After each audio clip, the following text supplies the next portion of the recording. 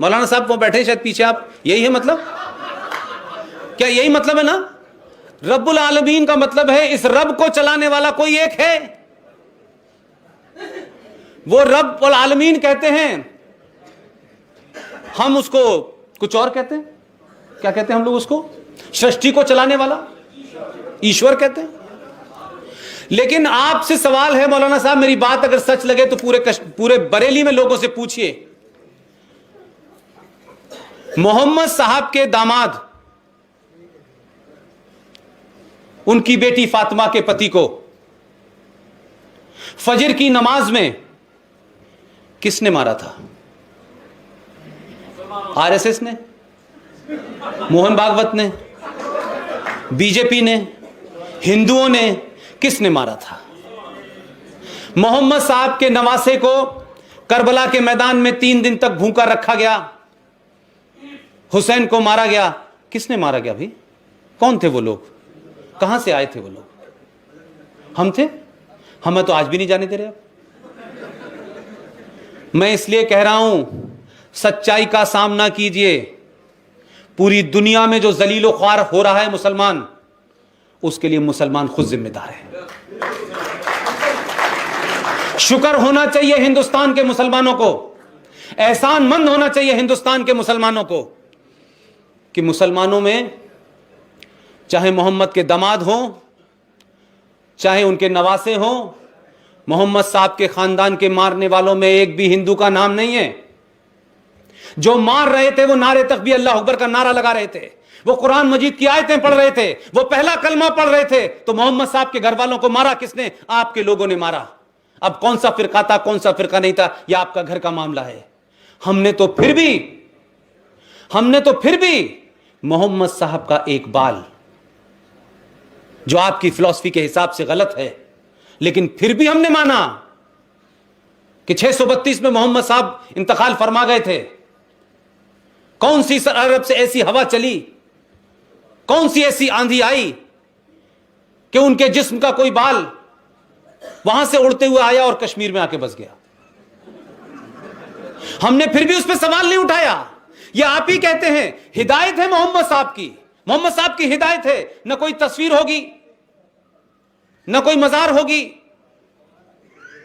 न कुछ इस किस्म की चीज होगी। भाई उनकी हिदायत है मोहम्मद साहब की, जरा पढ़िएगा।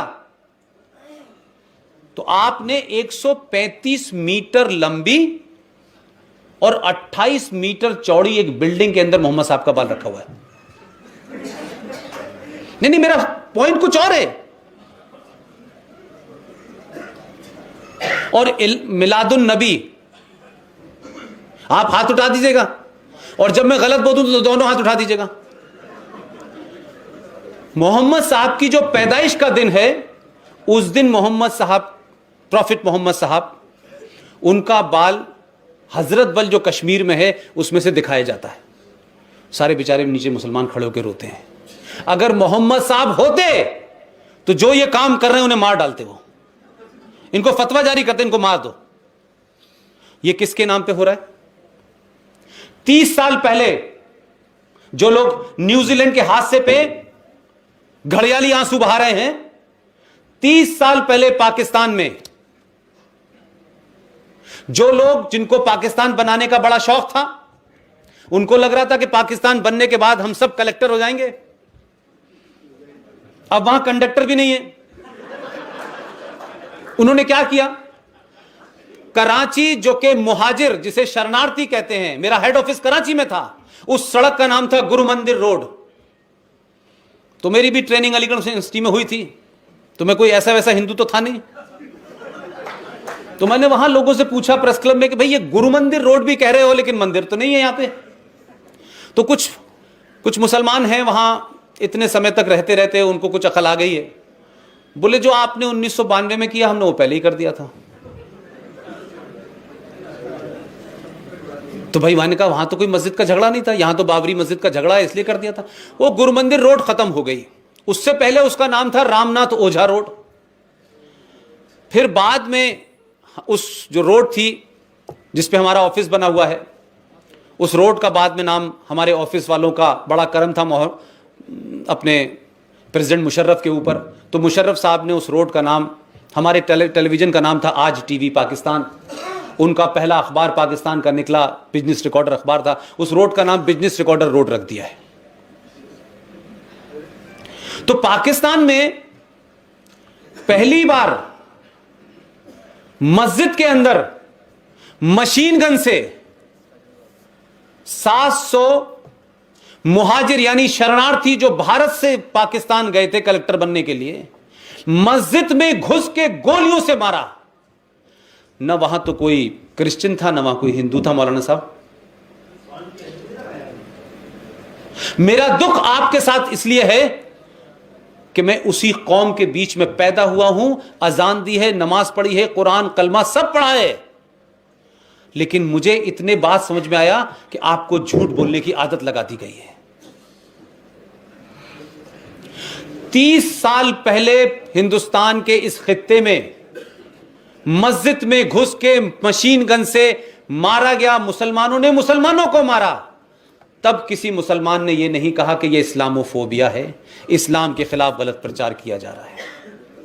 27,000 हिंदुस्तान से गए हुए मुसलमानों का कत्ल पाकिस्तान में रिकॉर्ड, और आर्मी कहती है यह बात कि अब तक पिछले 70 साल में 27,000 मुसलमानों का कत्ल इस बुनियाद पे किया गया है कि ये असली मुसलमान नहीं हैं, ये भाग के आए हैं पाकिस्तान से।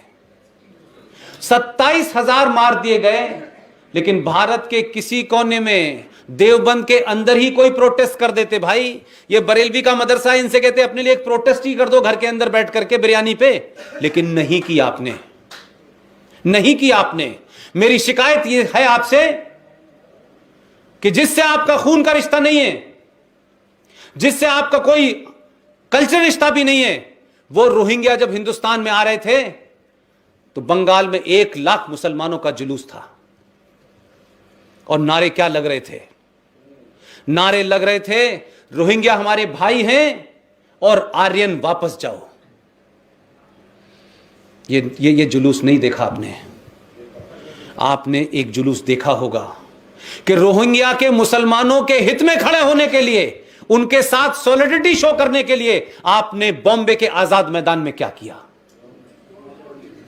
मुझे उसमें दुख नहीं है कि आप प्रोटेस्ट करें, क्योंकि इस्लाम यह कहता है कि स्टेट का कंसेप्ट नहीं है इस्लाम में, नेशन का कंसेप्ट नहीं है इस्लाम में। इस्लाम के अंदर उम्मा का कंसेप्ट है कि अगर मार्स में और मंगल ग्रह पे भी मुसलमान कोई रह रहा है तो उसके लिए इनका फर्ज पहले है। बाउंड्री में इस्लाम नहीं रहता, बाउंड्री का कंसेप्ट नहीं है, वतन का कंसेप्ट नहीं है, उम्मा का कंसेप्ट है। दुनिया में जहां भी मुसलमान है वो उनका है, उसके लिए होगा। हमारा कंसेप्ट यह है कि दुनिया में जो भी इंसान है, किसी कोने में रह रहा है, हमारा कंसर्न उससे है। उसमें हिंदू नहीं है, उसमें सिख नहीं है, उसमें सब कोई है।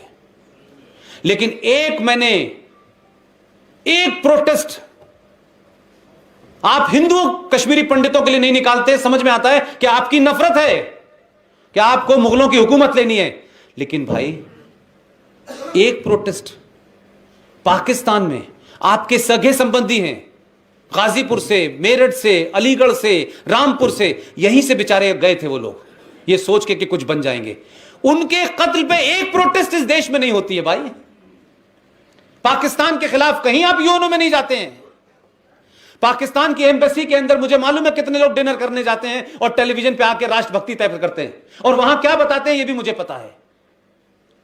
12 साल मैंने वहां लाहौर की सड़कों पे कबाब नहीं खाए हैं, इसलिए मेरा गुस्सा ज्यादा है। भाई जो लोग नहीं देख रहे उनको पता नहीं है पाकिस्तान हाई कमीशन के अंदर कौन कौन लोग जाते हैं, क्या क्या बात करते हैं, क्या क्या कहते हैं, ये मुझे नहीं पता। इसलिए मैं कह रहा हूं पूरी दुनिया में रुसवा आप हो रहे हैं। अगर आपको लगता है कि शायद ये हिंदुस्तान, जो कि पूरी दुनिया कह रही है कि ये जो इस्लामिक आतंकवाद पूरी दुनिया में चल रहा है, इस इस्लामिक आतंकवाद को बढ़ते हुए कदमों को सिर्फ अगर उनको रोशनी नजर आती है तो भारत में नजर आती है कि भारत ही रोक सकता है और किसी मुल्क में दम नहीं है। और ये मैं इसलिए कह रहा हूं, किसी तासुब की बुनियाद पे नहीं कह रहा मैं। अगर मुसलमान इस मुल्क में 30 हो, 35 करोड़ हो, अगर सड़कों पे नहीं निकला, चौराहों पे नहीं आया, और जो माजी में गलती आपने की हैं, आपने अगर उनको नहीं सुधारा तो ये 2014 की जनरेशन है, बगैर हिसाब किए पूछेगी आपसे। घटनाएं भारत के अंदर ना घटने लगे, ये ध्यान रखिएगा। किसी मनचले और सरफिरे का कोई बता के नहीं आता है। आप हिंदुस्तान के 700 साल पुराने, 5000 साल की सभ्यता जिनकी है, जिनके पुरुषार्थ में दुनिया की बहुत सारी बातें हैं, उन्होंने कभी आपको मुसलमान होकर चैलेंज नहीं किया। लेकिन आप उन शांति प्रिय लोगों के, जिनके बहनों, बेटियों, बाओं, दादाओं के साथ आपने 700 साल किया, हमने नहीं पूछा। रोज टेलीविजन पे आप आते हैं और सिर्फ इसलिए कि आपका बाबर से कोई रिश्ता नहीं है, मंगोलियन जो उसकी मां थी उससे कोई रिश्ता नहीं है, लेकिन आपको हिंदुस्तान के हिंदू को गाली देनी है, हिंदुस्तान के हिंदू को नीचा दिखाना है, तो आप टेलीविजन पे आके कहते हैं कि बाबर ने भारत को संस्कृति दी थी, औरंगजेब हमारा वलीउल्लाह है, औरंगजेब रोड बनेगी यहां पर। जिस दिन इस देश के मुसलमान तय करेंगे, और जल्दी कर लें, समय निकल रहा है हर दिन, पूरी कुदाल लेके निकले पूरे हिंदुस्तान में कि औरंगजेब रोड कहां बनी है और बाबर रोड कहां बनी, उसे अपने हाथ से तोड़े। और किसी पार्टी वार्टी से कोई मतलब नहीं है। और जाके पूछे कि ये जो हमने जगह जगह ये जो किले हैं, अकबर का किला, फलाना किला, ये किस लिए हैं? इसमें नमाज पढ़ने से क्या जल्दी आवाज चली जाती है? ये सिर्फ आप हिंदुस्तान के हिंदुओं को चढ़ाने, उनको जलील करने, उनको कुंठित रखने, उनमें एहसास कमतरी पैदा करने के लिए लगातार आप ये कर रहे हैं। और अब आप टेलीविजनों पे आके बोल रहे हैं। आपका मुफ्ती बोलता है तो आप यहां से क्यों नहीं जाते बरेलवी वाले कि भाई हम तो अमन पसंद लोग हैं, हम तो पीर फकीर वाले लोग हैं? आपने एक बार नहीं कोई गया। ये चुप्पी आपको खत्म कर देगी, मैं बता रहा हूं। इसलिए चेता नहीं रहा, चेतावनी नहीं दे रहा, मशवरा दे रहा हूं कि आपके बीच पैदा हुआ हूं, मैं जानता हूं बहुत देर होगी। ये न्यूजीलैंड जगह जगह होंगे। हम जानते हैं कि इस हिंदुस्तान में 500 कश्मीर बन चुके हैं इस मुल्क में, लेकिन आप खामोश हैं।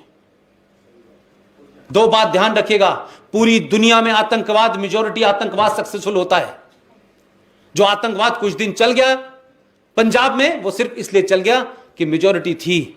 जो वो लोग कहते हैं ना कि ये करने वाले बुरे लोग हैं, बाकी सब अच्छे लोग हैं, वहां पे जो अच्छे लोग थे उनकी खामोशी ने उनको ताकत दी। कश्मीर में पूरे हिंदुस्तान के मुसलमानों की गद्दारी, पूरे हिंदुस्तान के मुसलमानों की चुप्पी, उनकी मक्कारी और मुनाफकत ने ऐसा हाल कर दिया कि कश्मीर को आज आपने एक इस्लामिक स्टेट बनाया है। और पूरी दुनिया में आप चिल्ला चिल्ला के कहते हैं कि इस्लाम में सब बराबर हैं, अल्लाह की निगाह में कोई बड़ा नहीं है, छोटा नहीं है, सब एक साथ हैं। लेकिन फिर ये क्या बात है कि अल्लाह के मानने वाले जब 70% हो गए तो आपने संविधान में कहा कि तुम्हें तो जीने का अधिकार नहीं है। आपने तो कानून बना करके सिर्फ मजहब की बुनियाद पर, कोई और कंफ्यूजन नहीं है। इसलिए महबूबा मुफ्ती यह कहने की ताकत रखती है कि जम्मू कश्मीर में अगर आर्टिकल 35A हटेगा तो जम्मू कश्मीर किस हालात हम 1947 जैसे कर देंगे। हिंदू बोलेगा तो वो कम्युनल है, मुसलमान खामोश रहेंगे, वो अपना काम करते रहेंगे। ये चुप्पी खतरनाक है। 700 साल के बाद ये जो समाज जिसको आप कायर समझ रहे थे, आप समझते थे ये अशुष्ट लोग हैं, कोई फर्क नहीं पड़ता, जाति का मामला है। 14 में गलत बटन दबा दिया इन्होंने। ध्यान रखिएगा कि कोई इससे भी खतरनाक ना आ जाए।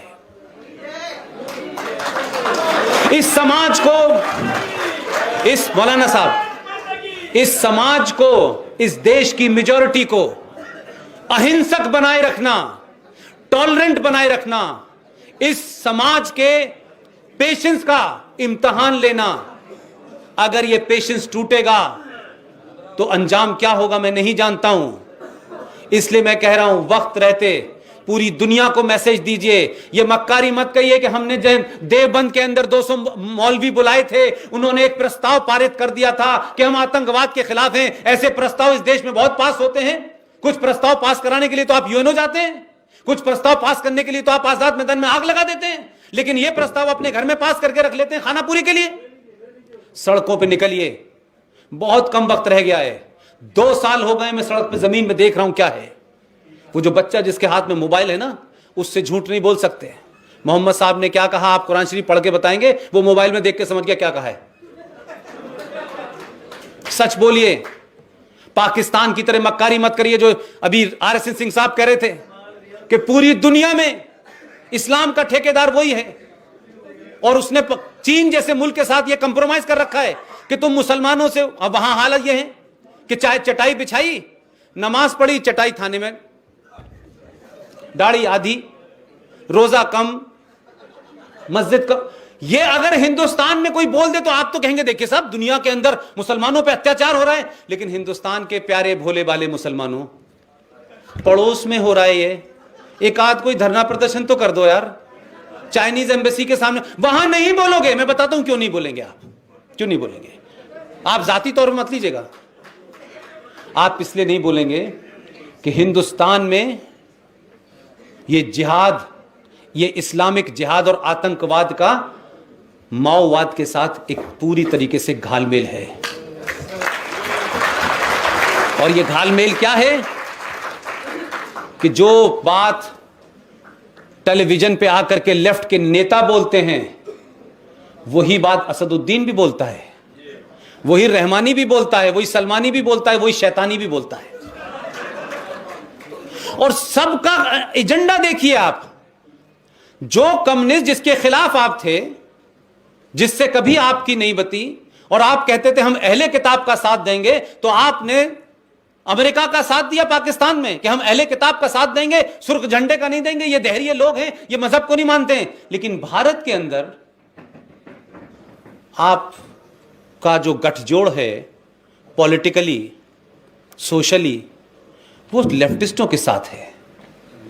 इसलिए कि यहां आपका दुश्मन जो है उसको निपटाने के लिए आपको कुछ हिंदू नाम चाहिए, चाहे सीताराम येचुरी हो, चाहे डी राजा हो। तो यहां पे इस्लाम आपका खामोश है, तो डी राजा और कभी सीताराम येचुरी से आपने नहीं कहा कि भाई हिंदुस्तान में तो पूरी आजादी है, और आजादी नहीं पूरी गुंडागर्दी है कि हम तो सड़क पे नमाज पढ़ेंगे, और हमारा आदमी खड़ा हुआ है गाड़ी रोक करके कि नमाज पढ़ ले मौलवी साहब। पता नहीं किसने कहा कि सड़क पे नमाज पढ़ेंगे, अरे अपने घर की छत पे पढ़ लीजिए। लेकिन वही मुसलमान बराबर में क्या हो रहा है, बराबर में उसके बारे में चुप क्यों है? पाकिस्तान तो चुप है, समझ में आता है कि उसे अजहर मसूद के ऊपर वीटो चाहिए। आपको क्या चाहिए? आप निकाले एक जलसा पूरे कि चाइना के अंदर मुसलमानों को धार्मिक आजादी नहीं है, उनसे कहा है दाढ़ी नहीं बढ़ा सकते, मोहम्मद नाम नहीं रख सकते। भाई जो आपको सब कुछ करने दे रहे हैं, आप उनके साथ ये कर रहे हैं कि आप हमारे यहां भी हालात खराब कर दिया आपने। तो जहां हो रहा है वहां चुप्पी आपकी। इस पे कोई प्रदर्शन क्यों नहीं किया? जरा सोचिएगा, जाके बताइएगा मौलवियों को, अपने लोगों से, साथियों से बहस कीजिएगा कि एक आदमी ये बात कह रहा था, भाई इस बात में कुछ हकीकत है कि नहीं है कि अगर मुसलमानों के साथ यहां यह हो रहा है, वही मुसलमान फलस्तीन का पत्थर मार देता है, वही इजराइल की गोली से एक मुसलमान मर जाता है फलस्तीन का, तो पूरे हिंदुस्तान की फॉरेन पॉलिसी चेंज हो जाती है। आपने तो इतना डर बनाया इस देश के अंदर, इतना डर पैदा कर दिया सरकारों में कि इस देश की सरकारों ने इजराइल के साथ संबंध रखे, लेकिन बताए नहीं, चुपचाप चुपचाप चुपचाप जा रहे हैं। दिन में जाते थे, रात में जाते थे, बात करते थे, नहीं जाते थे। इसने कहा कि संबंध है देश हित में, तो खूब सार्वजनिक किया और उसे भी घुमाया पूरे देश में। तो क्या इस्लाम खतरे में पड़ गया? सच बोलिए मेरे भाई। 5 बातें इस्लाम में कही गई, 5 चीजों से ही तो इस्लाम के मानने वाले की पहचान होगी। 2-3 को तो मैं भी फॉलो करता हूं, लेकिन आपका दावा यह है कि आप 6 से 7 को भी फॉलो करने लगते हैं। जरा पूछिए, मुसलमान शब्द कुरान मजीद में है? बताइएगा मुझे, बताइए बताइए, कुरान शरीफ में कहीं वर्ड मुसलमान आया है? क्यों नहीं आया है? आप जोर से कहिए, ये हिंदू बेचारे जानते नहीं है, इनको जोर से बताइए। इसलिए नहीं आया है कि उस किताब का किसी एक से लेना देना नहीं है। जिसका मुसल्लत ईमान होगा, कंप्लीट ईमान होगा, वही मुसलमान कहलाएगा। देखिए वो ताली बजा रहे हैं, लेकिन मुझे दुख यह है कि इस्लाम और मुसलमान के नाम पे सुबह से लेकर शाम तक हजारों चीजें हो रही हैं। ऐसी ऐसी बातों पे फतवे दिए जाते हैं जिसे मुझे समझ ही नहीं आता। भाई कुरान शरीफ में रोज़ा, नमाज, ज़कात, ईमान, यही 5 चीज़ें हैं। अब बहस इस बात पे हो रही है भाई कि जो लाउड स्पीकर आपने लगाया हुआ है, आप एक ऐसे देश में रह रहे हैं जो इस्लामिक मुल्क नहीं है, यहां शरिया नहीं है, यहां इस देश का एक कॉन्स्टिट्यूशन है। आपको अच्छा लगे तो रहिए, नहीं अच्छा लगे तो पड़ोस में चले जाइए। मैं एक बात कहने के लिए कह रहा हूं, किसी से कह नहीं रहा कि आप चले जाइए। लेकिन मैं जो बात आपसे कहना चाहता हूं, हमने कहा कि भाई आप क्यों भाई 5 वक्त आप नमाज पढ़ते हैं, आप पढ़िए नमाज। हम तो जिंदगी भर नमाज से उठते थे, क्योंकि उस वक्त हमारे घर के से लगी हुई मस्जिद थी, नमाज होती थी, हम उनको चाचा जान कहते थे, उनकी नमाज से उठते थे। लेकिन अब कहते हैं कि नहीं, उन लोगों को रोकिए जो इस किस्म के स्टेटमेंट देते हैं कि नहीं नहीं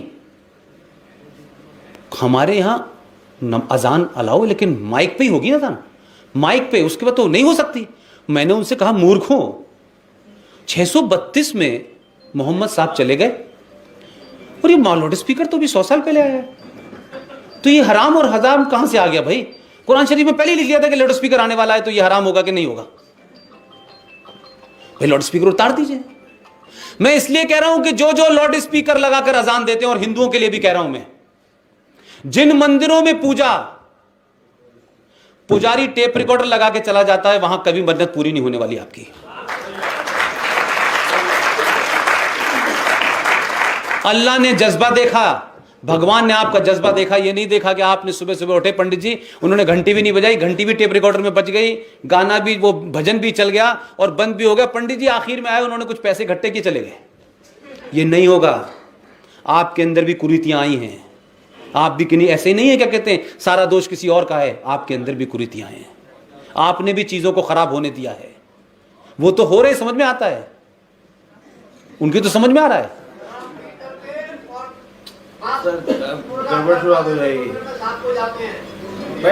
नहीं, वो ठीक है, वो ठीक है, वो मैं लार्जर इशू की बात कर रहा हूं। तो कुल मिलाकर के मुझे लगता है कि हमारे देश में, अब मैं एक बस घटना बता करके बात अपनी खत्म करता हूं कि हमारे यहां इस व्यवस्था को आप लोगों को तय करना है, इस समाज को तय करना है। लास्ट मेरा सेंटेंस है, ऊधम सिंह का नाम सुना आप लोगों ने? ऊधम सिंह के परिवार के एक लड़के ने 5 साल तक, मैं भी उससे मिला हुआ, 5 साल तक लोगों की ठोड़ियों में हाथ डाली। बेचारा फटे पैर, टायर की चप्पल पहने हुए दिल्ली में घूम रहा था। उनके इमीडिएट परिवार का लड़का था। उसको देख के लगता था कि इसने शायद महीनों से कभी खाना भी नहीं खाया होगा। वो एक ड्राइवर की नौकरी मांग रहा था, ड्राइवर की नौकरी। मुझे ड्राइवर की नौकरी तो वही आती है। इतनी सरकारें रही, मैं संवेदनहीनता की बात कर रहा हूं। आपका समाज जो है जब बहुत सेल्फिश हो जाता है तो ये घटनाएं घटती रहती हैं। इसलिए आप जब आइकॉन जिनको कहते हैं, तो हमारे यहां आइकॉन पैदा क्यों नहीं होते? क्योंकि भगत सिंह पैदा हो नहीं सकता, कि भगत सिंह तो टेररिस्ट था, सुभाष चंद्र बोस वॉर क्रिमिनल थे। तो हमारे यहां बौने लोग पैदा हो रहे हैं क्योंकि उन्हीं को हीरो बनाया जाता है।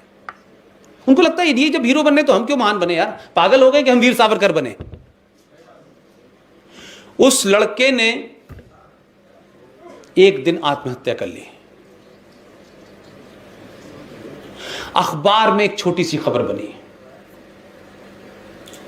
इसी हिंदुस्तान में एक गुंडा, बदमाश, देशद्रोही, गद्दार मुसलमान है जिसका नाम है सैयद अली शाह गिलानी, जो हुर्रियत का चीफ है। उसके परिवार के एक लड़के को 1 लाख रुपए की नौकरी जम्मू कश्मीर सरकार ने दी है। इसलिए ऊधम सिंह नहीं पैदा होंगे। इसलिए आपने आइकॉन पैदा करने वाले लोगों के बनाना ही बंद कर दिया। इसलिए जो लोग पैदा हो रहे हैं वो सैयद शाह गिलानी वाले लोग पैदा होंगे, वो सलाउद्दीन ही पैदा होंगे, वो यासीन मलिक ही पैदा होंगे। मैं आपसे कह रहा हूं, सारा काम सरकार का नहीं होता। सरकारें किसी और काम के लिए आती हैं, वो उतने ही काम के लिए आती हैं कि वहां स्ट्राइक होनी है, जीएसटी लगानी है, सड़क बननी है। देश समाज बनाता है। आप अपनी जिम्मेदारी को समझें, खतरों को समझें। पुलवामा का अटैक हजारों होंगे, लेकिन मैं कह रहा हूं पुलवामा से ज्यादा सर्जिकल स्ट्राइक इस देश के अंदर गद्दार देशद्रोही बैठे हुए हैं, व्यवस्था में बैठे हैं, सत्ता में बैठे हैं, इंस्टीट्यूशंस में बैठे हुए हैं, उनको मारना जरूरी है। बहुत बहुत शुक्रिया, थैंक यू।